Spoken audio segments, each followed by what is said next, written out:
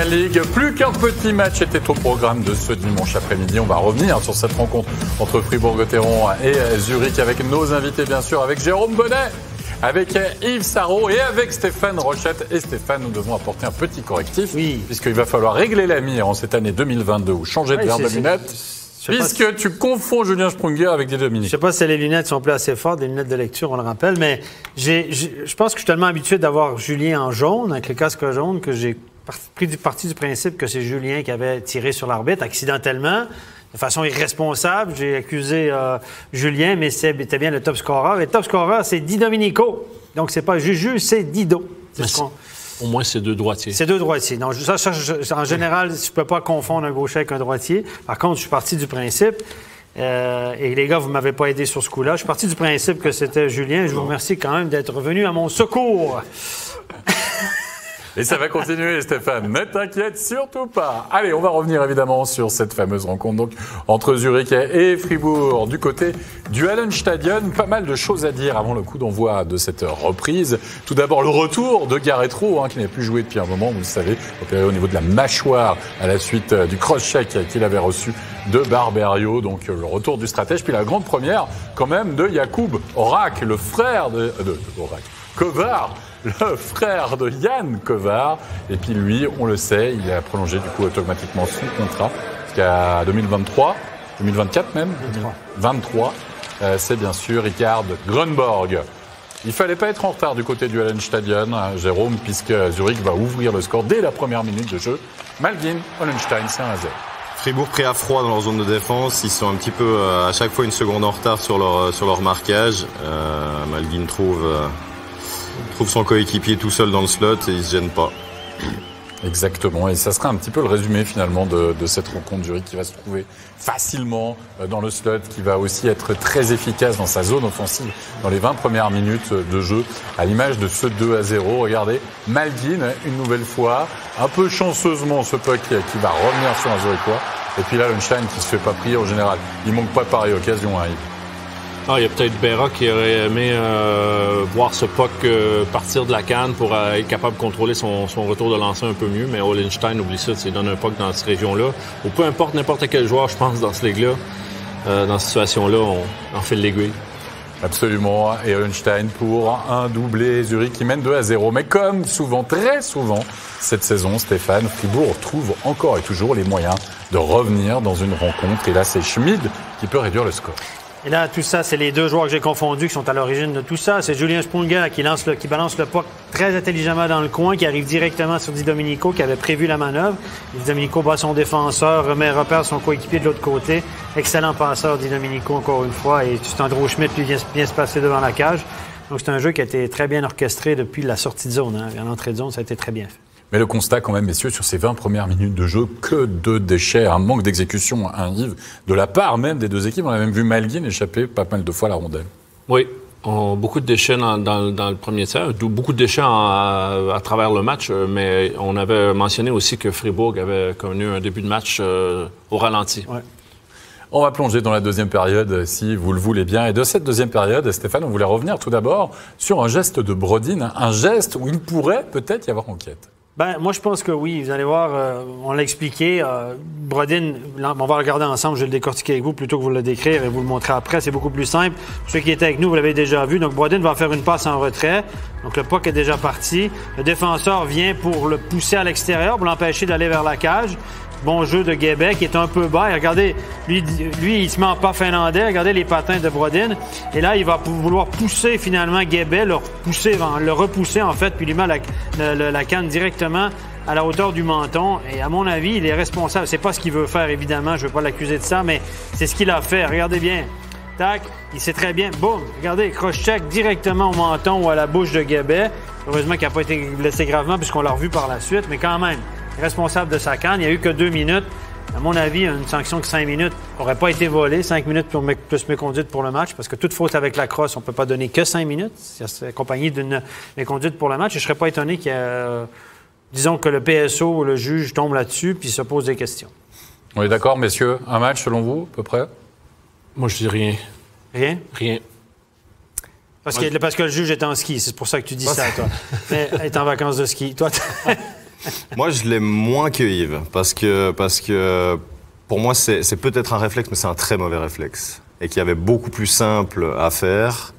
Et je vois pas forcément l'intention d'aller chercher ce cross-check. Je pense que vraiment il y avait d'autres méthodologies beaucoup plus soft pour passer l'épaule. Une certaine responsabilité, moi aussi. Moi, je vais aller à mi-chemin.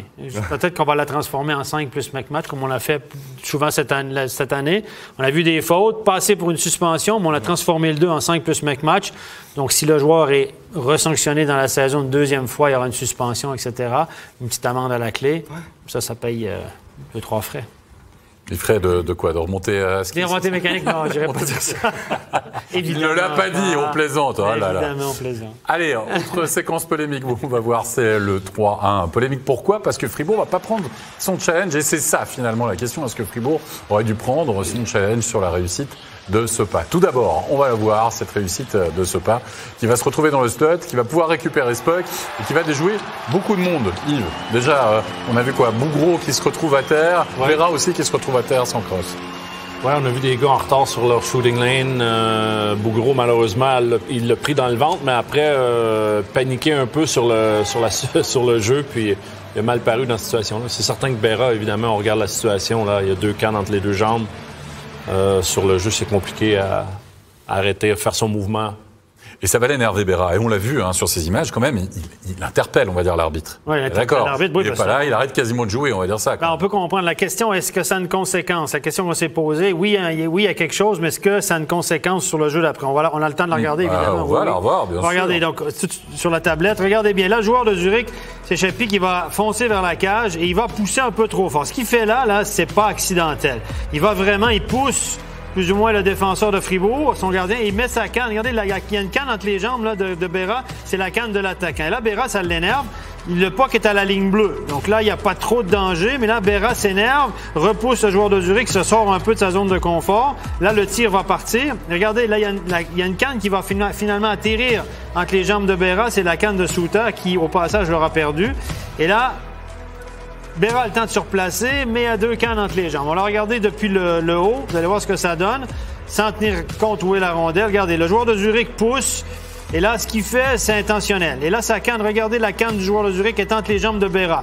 Donc, on le perturbe, on le dérange. Là, Berra s'énerve avec le gant à la tête de l'adversaire. Une réaction, il sort un peu de son match pendant une seconde.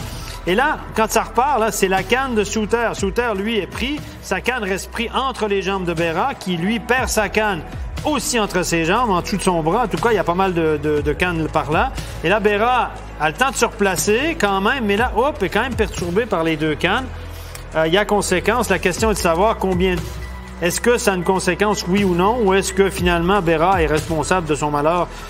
Plus je la regarde, plus je me dis qu'il y avait obstruction. Du côté de Zurich, du côté de Fribourg, on a choisi de ne pas challenger. Probablement qu'on s'est dit que le temps était dépassé et que Berra aurait pu faire l'arrêt. Ils sont plus durs que nous dans leur jugement. Moi, je pense que là, si on avait demandé un challenge, ça aurait été très compliqué. On va aller un petit peu plus loin. Regardez bien, là, ici. Regardez. Là, il y a le joueur de Zurich vient d'enlever sa canne entre les jambes. Par contre, c'est celle de Suter. Regardez, il y en a une ici, là. C'est celle de Suter qui est entre les jambes. Berra s'énerve. Le puck est encore à la ligne bleue. Donc là, le puck part.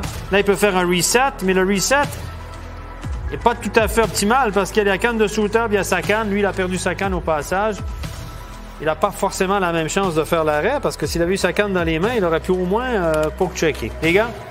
Moi, Vas-y, Jérôme. Ce qui me dérange là-dessus, c'est qu'au moment où le puck remonte à la ligne bleue, Berra devrait avancer sur sa ligne de la zone des gardiens pour être prêt au shoot. Et à ce moment où le puck monte à la ligne bleue, il est complètement coincé par le push du Zurichois. Donc je peux comprendre son énervement et, à mon avis, je ne connais pas quelle règle du règlement des arbitres. Il y a conséquence. Mais pour moi, il y a conséquence. Si c'est contact accidentel, même pas accidentel, mais disons que c'est accidentel par le Zurichois, dans le demi-cercle, il est responsable de tout ce qui se passe après. Mais évidemment, si... C'était même pas accidentel. Non, c'est accidentellement par exprès. Voilà. C'était le thème de la soirée. Yves?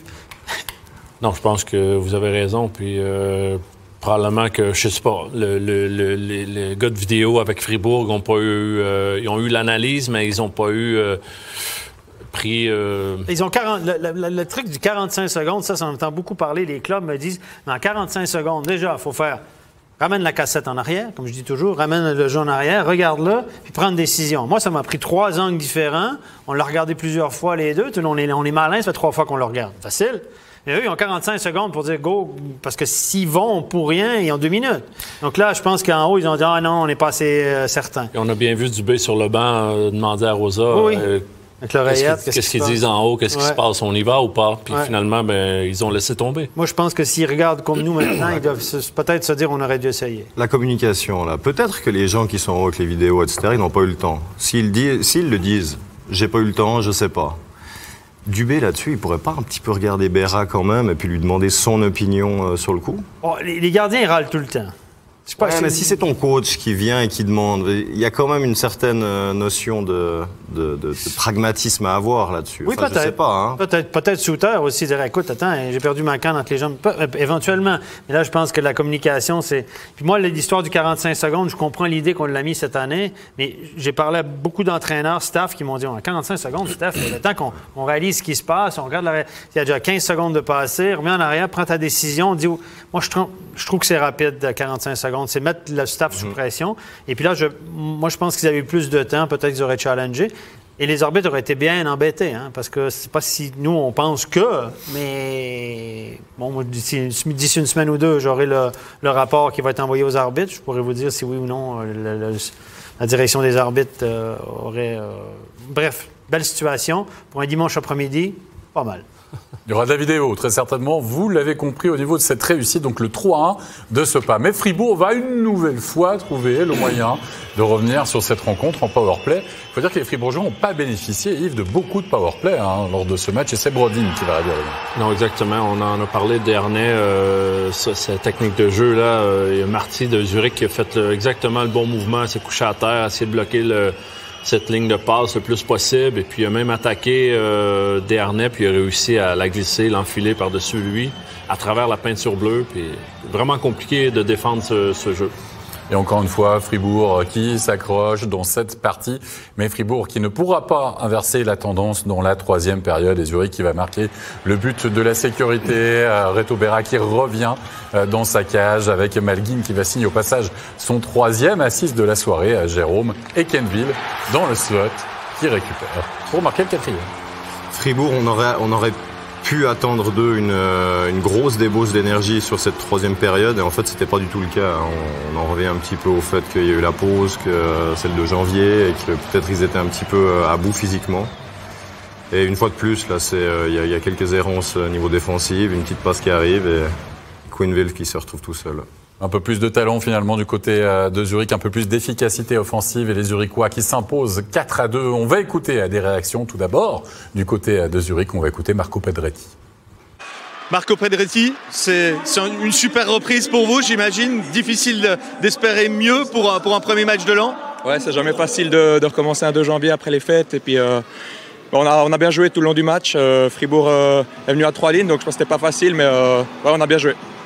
Quand on voit la feuille de match chez vous, on se dit, bon, il y a quand même quelques gros noms qui manquent. Malgré cela, vous avez su parfaitement surmonter ces absences. Dans le vestiaire, qu'est-ce qu'on se dit dans ces moments-là? Ouais, exactement, on a un bon contingent. Quand il manque un peu quelques joueurs, on arrive à compenser. Et puis, comme tu l'as dit, on s'est battu pour les gars qui n'étaient pas là ce soir. Et puis, ça a fait le boulot. C'est un signe qu'il faudra compter sur Zurich en 2022? Ouais, on est motivé à fond. On n'a pas toujours bien joué en 2021. Donc, on a à cœur de bien jouer cette année. Merci bien. À bientôt. Ciao. Voilà peut-être un peu plus de profondeur de banc du côté de Zurich. Comment analyse-t-on cette défaite du côté de Fribourg-Gotteron? On va écouter David Desharnais à l'interview. David, ce soir, c'est un peu le match de reprise pour Fribourg-Gotteron. Ouais, clairement pas notre meilleur match, mais écoute, très bonne équipe. On vient ici, c'est toujours difficile. Puis on n'a quand même pas lâché. Ça a été 3-2 jusqu'à la fin du match. Donc, non, pas notre meilleur match, mais on se reprend le prochain. On a senti dès les premières minutes que quelque chose s'était un petit peu cassé durant les fêtes. Ces pauses, elles sont parfois plus compliquées qu'on l'imagine à gérer. Oui, mais en même temps, eux aussi. Donc, ils étaient à la maison. Ils ont marqué un but en partant le match. Ça leur a donné un peu d'énergie. Puis, nous, le contraire. Dernier tiers-temps, on espérait cette poussée. On attendait que ces occasions tombent. On se disait, il n'y a qu'un but de retard. Finalement, jamais vous avez réussi à la mettre. Ouais, comme je viens de dire, c'est clairement pas notre meilleur match. On n'a pas été capable de générer grand-chose. Puis, on se reprend le prochain match. Merci bien. Ouais, la même analyse que nous finalement, de la part de David Desharnais. On a manqué de tranchant évidemment dans cette partie. Pas de bon match, on a parlé des problèmes d'exécution.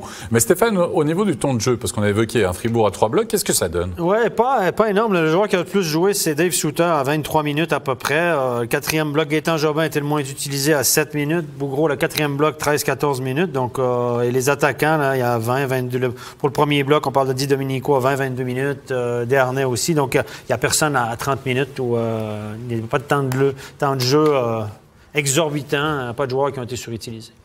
Il y avait qu'un match, vous l'avez compris, cet après-midi, victoire donc de Zurich sur Fribourg. On va tout de même découvrir les conséquences au niveau du classement. Fribourg qui reste leader, mais qui voit sa moyenne de points diminuer. Il ne faudrait pas oublier qu'avec cette moyenne de points par match, là, les défaites ont des conséquences au niveau de votre nombre de points aussi, forcément, parce que vous jouez un match de plus. Donc votre total, entre guillemets, votre moyenne diminue. Par contre, celle de Zurich augmente et vous le voyez, la différence entre le 6e ZSC Lions, 1,71 quand même de moyenne de points par match, et 1,5 pour Lugano, désormais entre la 6e et la 7e. Ça veut dire qu'il y a un petit gap quand même qui s'est installé finalement au niveau de ce premier groupe directement qualifié pour les playoffs.